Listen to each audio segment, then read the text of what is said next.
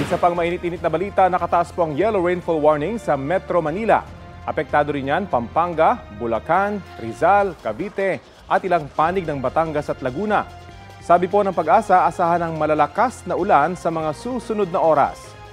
Pinaalerto ang mga residente mula sa banta ng baha sa mabababang lugar. Isinailalim naman sa orange rainfall warning ang Zambales at Bataan. Bunsod din ang inaasahang heavy rains, higit na mataas ang banta ng pagbaha sa mga nasabing lugar.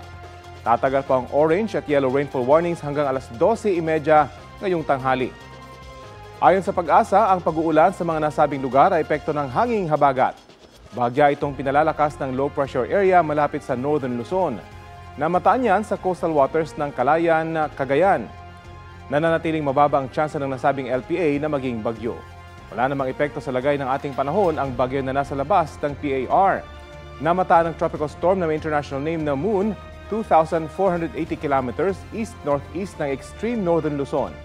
Hindi pa rin ito inaasahang papasok sa PAR.